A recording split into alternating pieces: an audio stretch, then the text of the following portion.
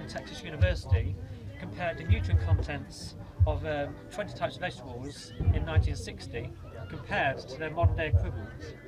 And they showed approximately 20% less calcium, 15% less iron, and about 30% less trace minerals. So even the quality of produce is going down as our soil depletes.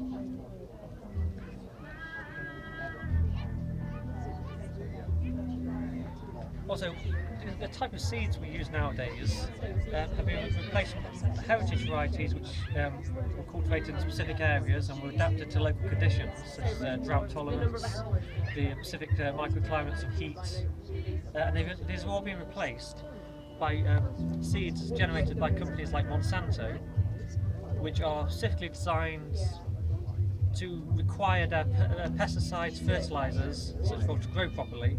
And it leads farmers into this trap. Each year they must buy these seeds in, and they can't produce more seed next year from that seed because it's owned and patented by these giant corporations. So they come almost like debt traps. This can be seen in a place like India especially, where farmers were promised these amazing seeds that would revolutionise how they grow. So they threw away all the heritage varieties and started buying from these corporations. And immediately they found, oh, well, we now need their fertilizers, we now need their pesticides. And then next year they realised we have no seed, because these hybrids generally don't produce the right seed to actually grow again. So they have to go back to these giant corporations and buy the seed again. And it leads them into this debt trap where they produce very little revenue but have high demands, high cost to actually repurchase the seed and all the chemicals associated with it for no profit really. The only people who really benefit are the large manufacturers who use all this cheap produce to make junk food. So we live in a world now where a pack of Oreos is cheaper than an apple. Yeah? When I think about all that, there's multiple ingredients that be harvested, processed, then it gets shipped halfway around the world, turned into a new product, packaged and shipped halfway back around the world, and that still works out cheaper than buying an apple. Grown in the UK. Yeah, exactly. A local apple, will cost you more. A local apple will cost you more than else. I know it's out of season at the moment, but the other day I was looking for UK apples and they were literally more expensive than apples from anywhere else. Yes. So you end up buying It should surely be cheaper. so you end up buying apples from Spain instead of actually buying the These UK were all New apples. Zealand ones. I was like, New Zealand This is one of the big problems. We can't have local produce because a lot of people just simply can't afford it. It's really, really expensive if you actually want to eat fresh food all the time. It is. And the whole reason is because our agriculture system is inherently broken. Just going to make sure we took the mugs back. You got the mugs back. So, okay, right, okay. Let's have a look at more monocultures. We have these massive fields of a single crop, and these are all the same variety. So when you do have a pest or disease come into this area, it will spread like wildfire right through the entire crop. Yeah, there's no break in types and varieties. So let's say you had 10 types of corn in a field. 9 of those might be resistant to this disease that just comes in, but because we use 1 or 2 varieties only, it just wipes out the fields. And these giant monocultures, they have no areas of biodiversity to have insects, which are fantastic natural predators. If you have the right balance of insects in an area, you don't need pesticides to grow everything. Just rely on the wildlife to actually do it for you. It's what we knew 10,000 years ago, but we've forgotten in less than 100 years. It's quite insane, really. So, also, with the monocultures, we have a massive problem with soil depletion. So all the nutrients and organic matter are just being leached out of our soils and replaced with artificial fertilisers, which generally have a runoff percent of about 50%. So what's not absorbed into the soil runs off into local waterways and other fields surrounding, which maybe you want to start an organic farm, you're next to a conventional farm with sprays, you're going to have big trouble actually passing the certification because you're going to get runoff and spray right from those other fields. Also, I got chemical poisoning from a lake because of it. I got it from it was a farmer that actually got done for it in the end. He'd been putting so much fertiliser on his fields and it was running off into the lake, and I was 10 years old and I had blisters right up to my belly button. Oh, God. And I couldn't go to school for like 3.5 months. what you're essentially And it's the most eating. painful thing I've ever experienced in my life. So if you Oh. what I did to your body then, you are eating that, yeah? Well, and I've had problems for years, like since then, obviously, because of it. And that's just fertiliser that they're putting on what you're eating. Yeah, And that's what it does to your skin when it mixes with water, like. And we are like 90% water, so... What's it doing on the inside? It also encourages toxic algae. Yes, it does. Yeah, algal blooms. Algae That as is a massive problem. Blue-green algae. Yeah. That was part of the problem with this lake, that it was there was toxic spores in there from the blue-green algae. Because currently in the oceans, we've got 500 dead zones in the oceans which are caused by nitrogen runoff from factory farming.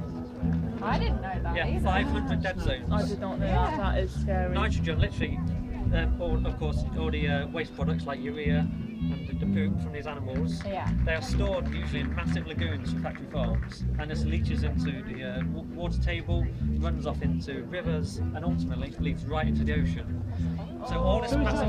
sorry, is that a bit like you have bits of the ocean where there's loads of plastic because of where the currents work?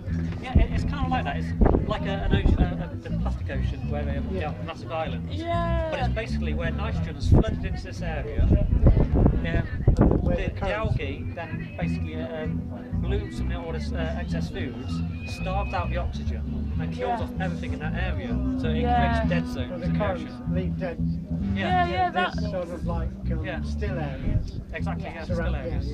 Yeah, that's what had happened to this lake, and everything had died. Yeah. Because a couple of years ago, they were in the newspaper again because all the fish died, and the whole lake was just covered in dead fish over the whole Well, surface. often watercourse pollution like that is because of fertilisers made by Harbour Bosch process. Yeah, it was.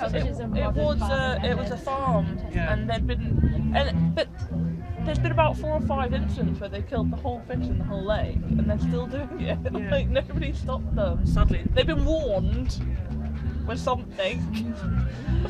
people just don't seem to learn this problem. They just do what's cheap and convenient. The Harbour Bosch process made this really, really cheap. So this is why we can import fertility from one area to the other instead of using organic methods where we can regenerate the soil naturally.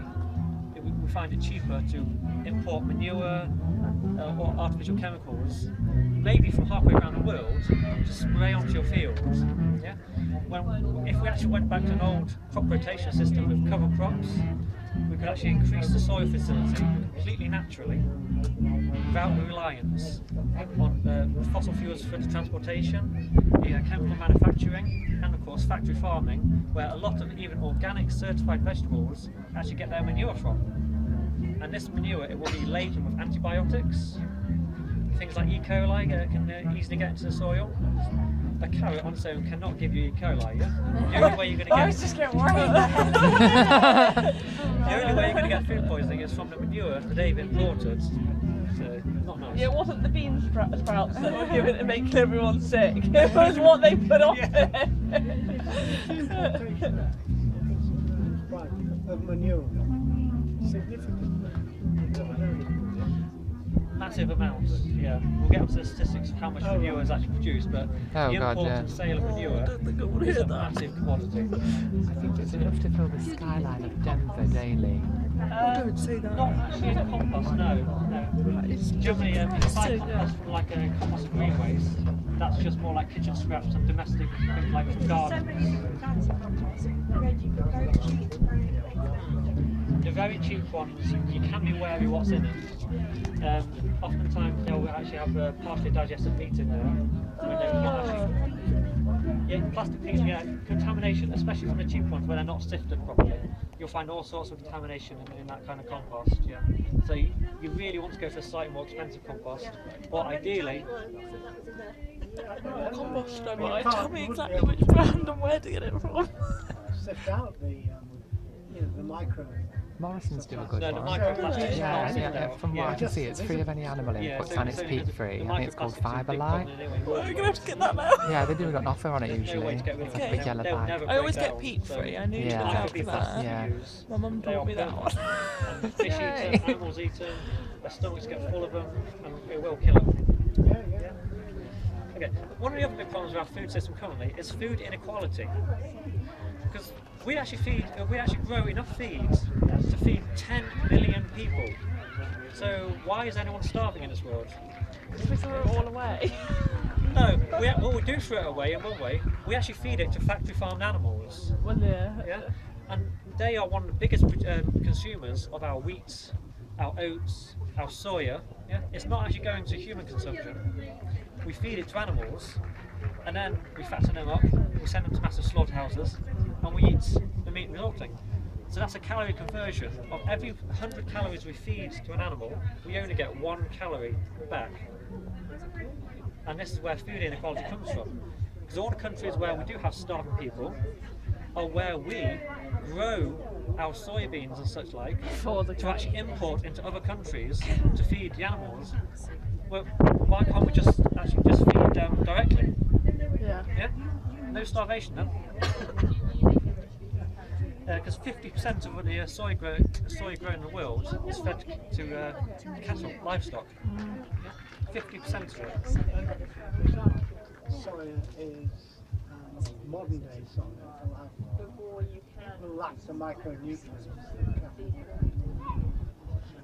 Taking bulk like grass. Yeah, it does lack some micronutrients, but that's once again down to actually monocultures. We use depleted soils and we use chemical fertilisers, which have affect the cattle. Yeah, it will, because they'll also have less nutrients. Like the same way as if we ate these produce, we'd only get the nutrients that are in there, like the nitrogen, phosphorus, and the potassium, which are used in fertilisers. They will actually lack a lot of calcium, iron, and other trace minerals which are essential for us, because we deplete the soil so badly, and then we don't actually properly regenerate it. Yeah, it's why vegetables are not as good for you now as they were. So we overeat, or some overeat. 82% of people who are actually starving in the world do live in the areas we actually grow the exports for our cattle. So that's 82%. Yeah, not what I want to be doing.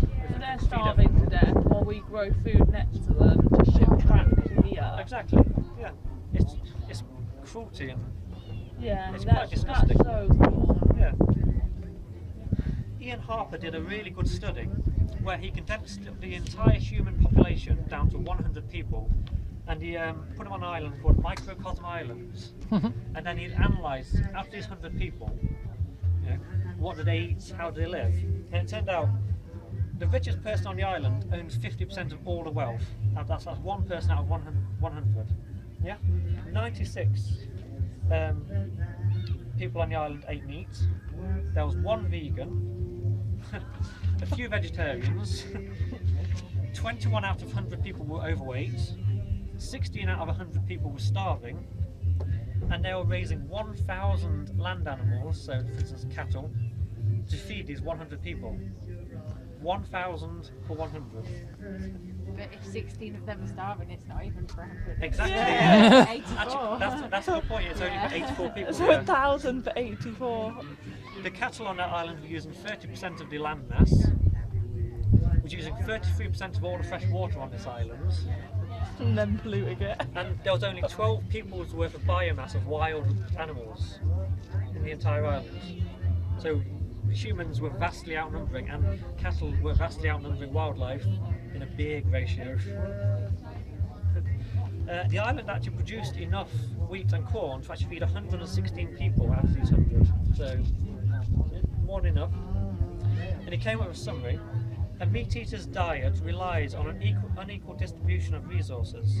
To conclude, if you're an egalitarian, you shouldn't eat meat.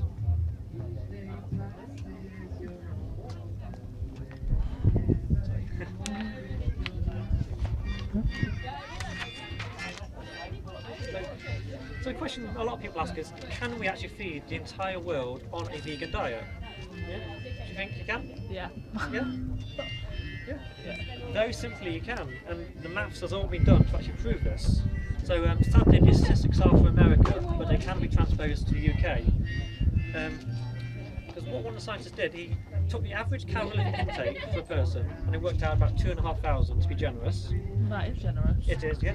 And then he times that by the entire population of America to come up with exactly how many calories they would need to grow in order to feed the entire population.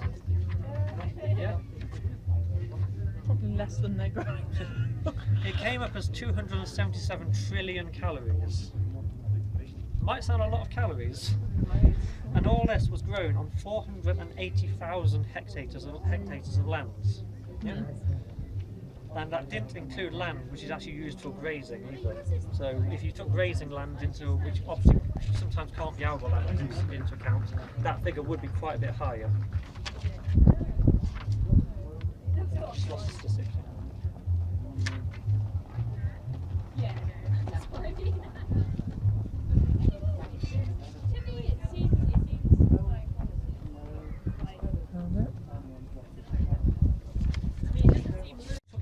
The diet and how many calories you need, it works out on things like potatoes, rice, various types of legumes, and he actually used his wife's standard diet to actually model this because she was a vegan herself.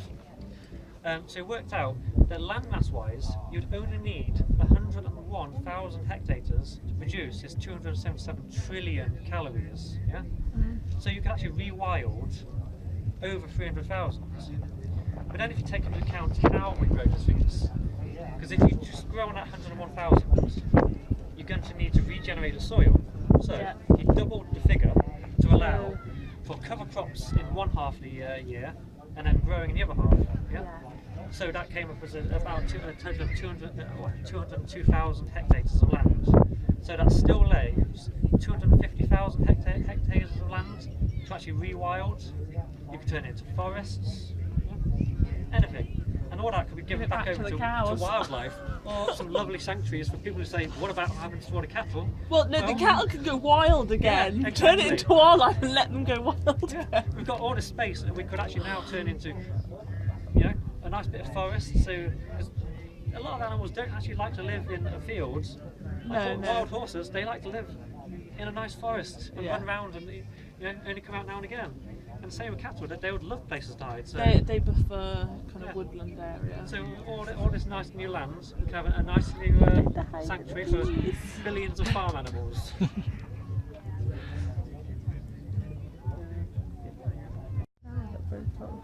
So one of the best ways of growing food is to actually come up with sustainable systems.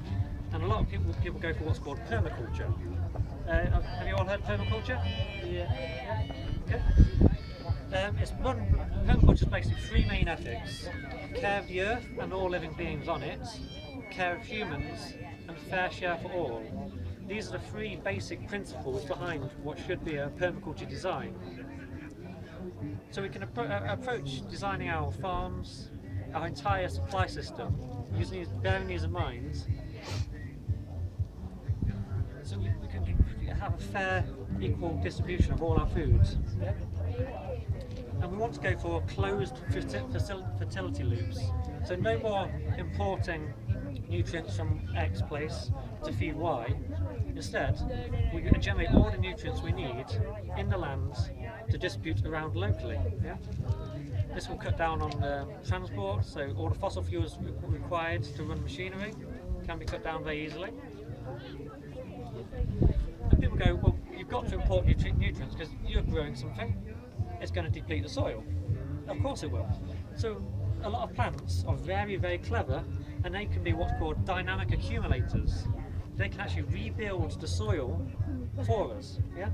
So things like legumes, beans, have a special relationship with bacteria, where they can fix nitrogen from the air directly into the soil for plants to use. Yeah. So they act as a natural fertilizer.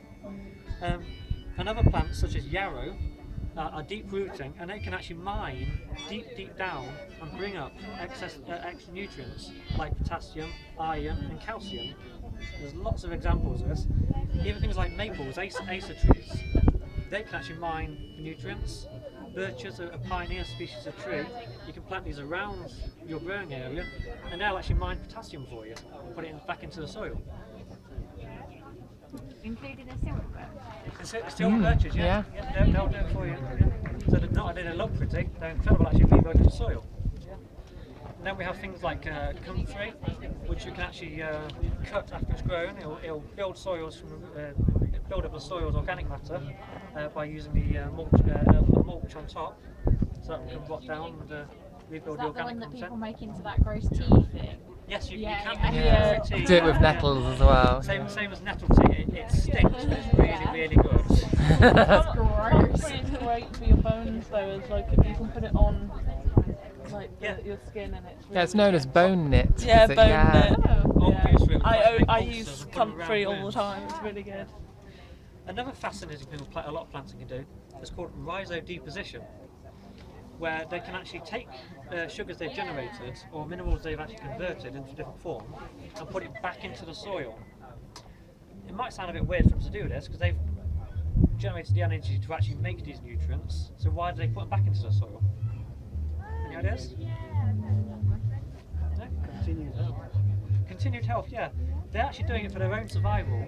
They actually feed the soil nutrients and minerals to actually feed mycorrhizal fungi and bacteria in the soil. Because soil is not just it's inert media, it's a very complex ecosystem which relies heavily on bacteria and actual mycorrhizal fungi to actually mine extra nutrients and actually help plants extend their range. So they have, for instance, oats. Their roots can go 6 feet down and start depositing these sugars to actually build up bacteria deep down. Quite fascinating. I love That's plants. so cool. That's so cool. I did not know that. 6 foot is 6 foot, yeah. That's taller than Mike. yeah, that's taller than you. All these roots, they'll actually also bind the soil together. So one of the problems we have is soil erosion. Yeah. Monocrops are often left fallow for a year or left over winter, and during this time water will actually erode loads of soil out of the land, and it takes 1,000 years to generate 1 inch of topsoil. So all this erosion we're causing, we can't replace it. It's not in our lifetime anyway. So we've got to think about how we build our systems in sustainable ways.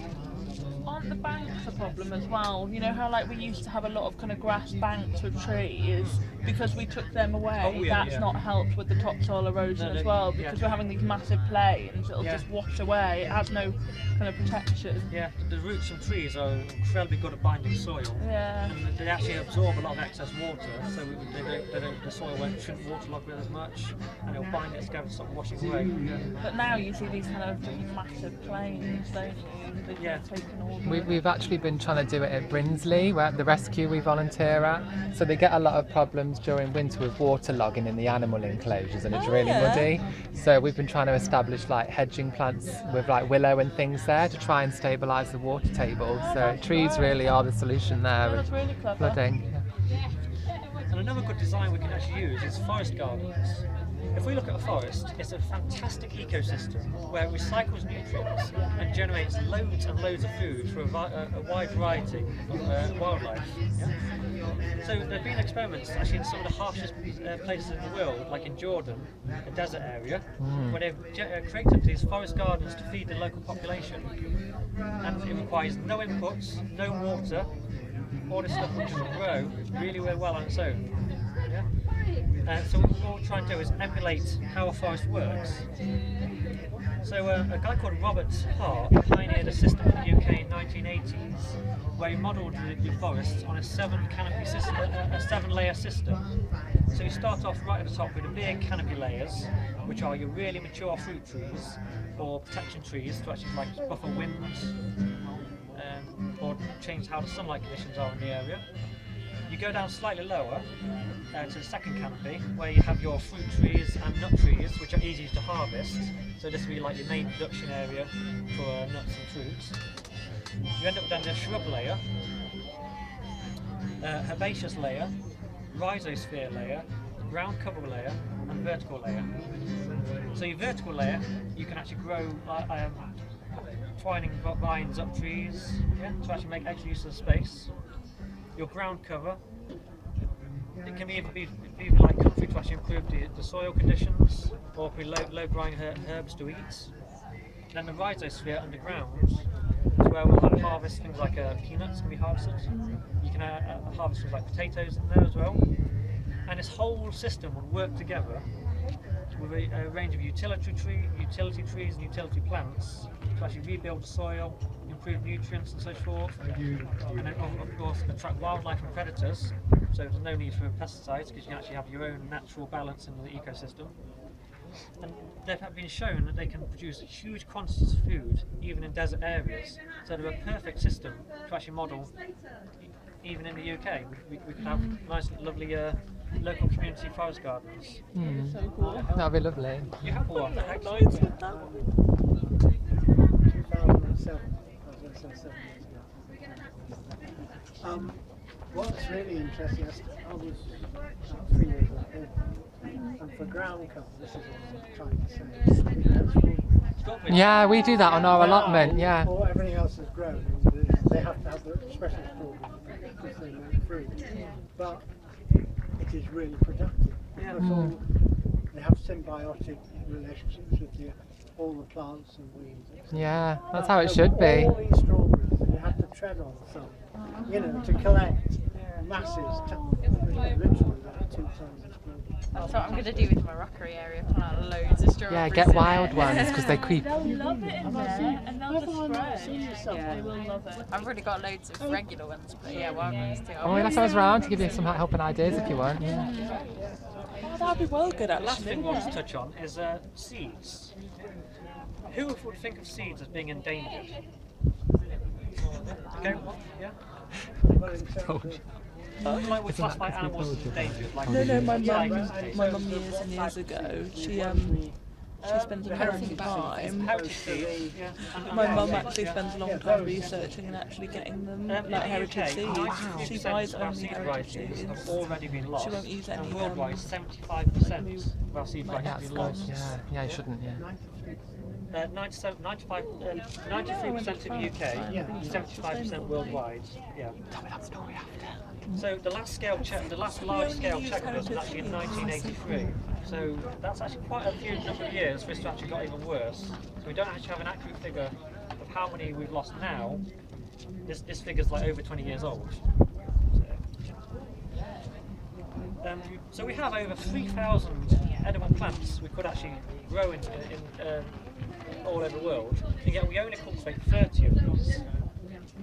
And the reason we have such bad conditions for seeds, the reason they're so endangered, is because large corporations like Monsanto own and patent seeds now. So they make slight adjustments to seeds, in like maybe make them sterile and can't be reproduced on their own, so it forces farmers to keep buying them year upon year. And these, of course, replace the heritage varieties which grown and adapted in specific areas. So the genetic diversity in the seeds is so bad now, we could easily look at the same situation Ireland had for the potato famine, where they relied on 2 types of lump of potatoes only. Yeah? And of course, 2 types, there's no genetic diversity there, so when a blight came on that they were susceptible to, it spread like wildfire through their crops and destroyed them all, leaving millions to die. And this is exactly what we're doing now in our world. It isn't just the big companies, though, is it? Because our laws make it difficult. It's very, very expensive for somebody to trade in. It As is. it were heritage seeds. Yeah. They're all hybrids. Anything you buy in the shop is a hybrid. Yeah, You can get heritage ones online, but they are very, But very it's a very expensive. difficult thing to get round. Yeah. They're very expensive, and I it's don't more for know the home about grower. the Yeah. The problem with the law is big companies have big purses and they can petition governments and such forth to actually change the laws how they want to. There's numerous demonstrations of them doing this where they lobby politicians and they call it donations, when most people would call it bribery when you pay a politician a few million to their campaign. Yeah, But of course it's not a bribery, it's they're helping the campaign. Yeah. So we're in a bad situation now where seeds are controlled by large companies. We've lost most of our heritage varieties. So we really need local communities to start doing seed